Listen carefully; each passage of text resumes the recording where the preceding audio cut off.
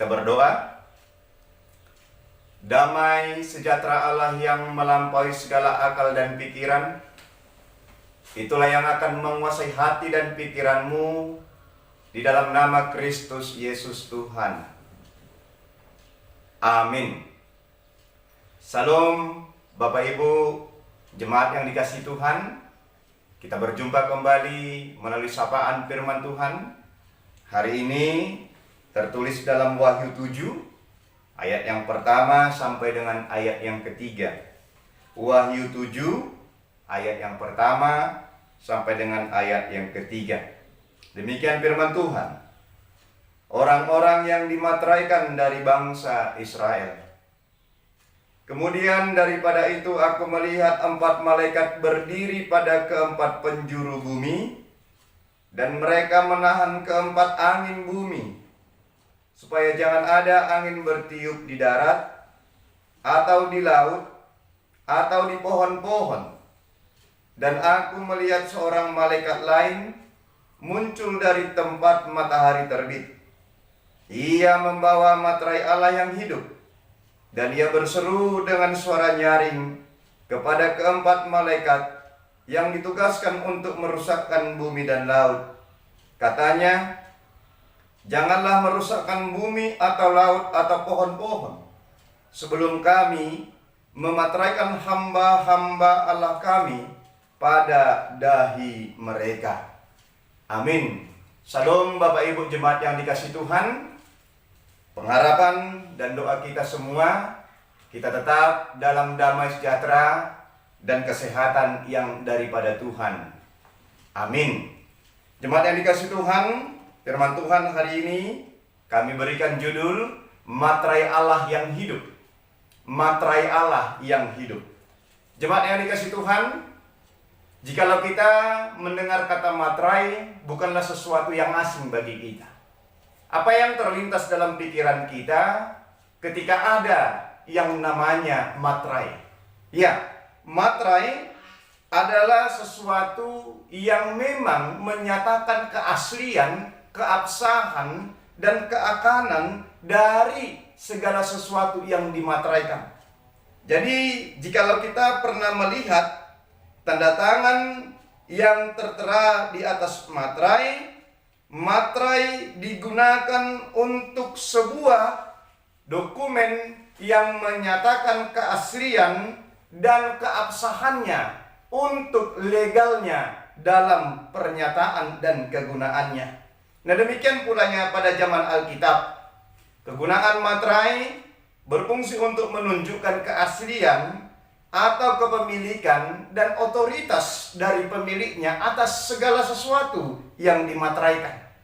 Jadi jika ada benda-benda yang dimateraikan seseorang, itu menunjukkan benda tersebut adalah miliknya, yang dipunyainya, dan dia mempunyai hak dari apa yang dimateraikannya, dan dia juga memberikan perlindungan atas apa yang dimateraikannya.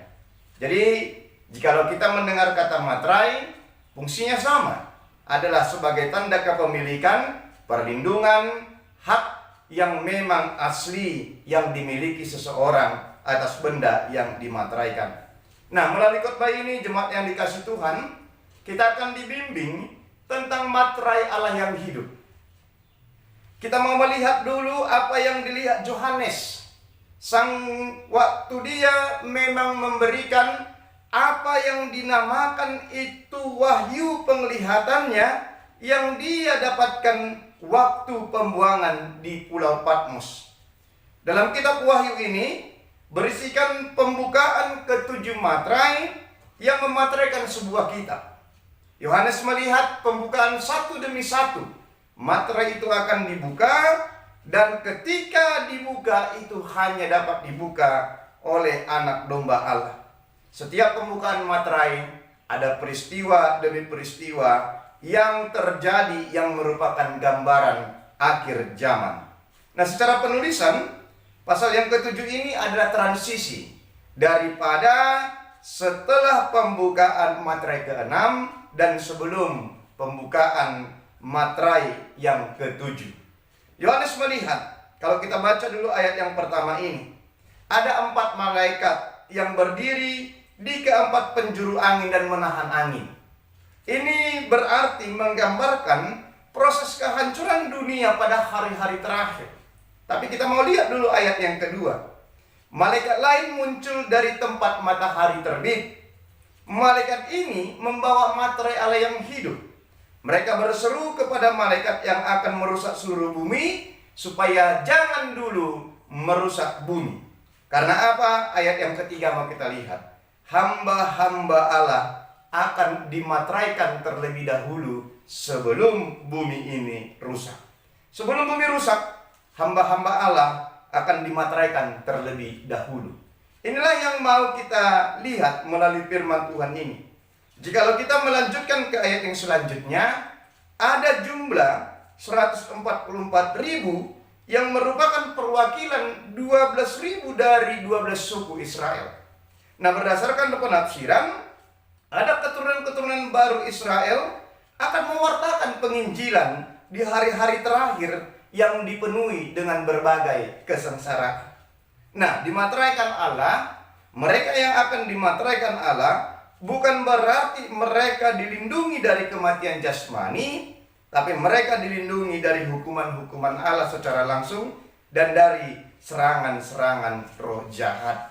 Bapak Ibu jemaat yang dikasih Tuhan, jumlah angka atau kelompok yang dikatakan 144.000 bukanlah berarti batasan secara jumlah, tetapi ini adalah gambaran kesempurnaan kehidupan iman. Jadi mereka adalah orang yang memiliki iman, kasih dan pelayanan yang penuh dengan penyerahan dan pengabdian di masa-masa akhir. Lalu kalau kita baca jemaat yang dikasih Tuhan, ada tanda materai Allah dan ada tanda binatang. Jika kita melanjutkan alur cerita penglihatan Yohanes ini, ada disebut tanda binatang. Mereka yang bersatu dengan dunia akan menerima tanda binatang. Sementara orang-orang yang mau dimurnikan jiwanya dan benar-benar menyembah Allah, mereka lah yang akan memakai materai Allah. Bapak Ibu jemaat yang dikasihi Tuhan Yesus Kristus, melalui peringatan Yohanes ini menjadi peneguhan iman bagi kita, orang-orang yang percaya yang memasuki hari-hari terakhir pada hari-hari dunia ini. Pencurahan Roh Kudus sudah ada pada kita, dan itu kita percayai adalah proses untuk Allah memateraikan kita kelak. Nah, melalui khotbah ini secara khusus melalui topik mingguan kita panggilan memelihara ciptaan, kita terpanggil untuk tetap memelihara status kita sebagai orang-orang yang percaya yang akan dimateraikan Allah. Materai Allah yang hidup akan menjadi milik kita. Nah, kita mau lihat dulu apa yang menjadi tekad iman kita tentang materai Allah yang hidup itu. Materai itu adalah penyerahan dan pemilikan serta otoritas Allah. Materai itu adalah penyerahan, pemilikan, serta otoritas Allah. Nah, jika kita adalah orang-orang yang akan dimateraikan, maka tetaplah mempertahankan kehidupan rohani kita, walaupun di tengah-tengah situasi yang sangat-sangat sulit. Karena apa? Akhir-akhir dunia memang terjadi masa-masa yang sangat sulit. Tetapi orang-orang yang tetap percaya, dia akan dimateraikan, dia akan diserahkan, dimiliki, dan otoritas Allah ada padanya. Dimateraikan adalah orang-orang yang dilindungi. Melalui penglihatan Yohanes, pada masa-masa akhir bumi akan rusak, tetapi Allah akan memberikan perlindungan kepada orang-orang yang tetap percaya kepadanya. Dan yang ketiga, materai itu bukan jimat, tetapi identitas dan hakikat yang nyata. Dikatakan materai akan ada di dahi, ini menunjukkan identitas dan hakikat yang transparan, yang kelihatan. Ini benar-benar menjadi sangat kelihatan. Ini bukan menunjukkan sesuatu yang semu. Ini menunjukkan kepada kemurnian kepercayaan. Jika sudah tiba waktunya, orang-orang yang benar percaya tidak akan lagi tergoyangkan. Bukan hanya percaya secara mulut, pikiran, atau hati, tetapi semuanya adalah nampak dan transparan. Semuanya akan kelihatan. Maka materai ini bukan jimat, tapi identitas dan hakikat kemurnian iman kita.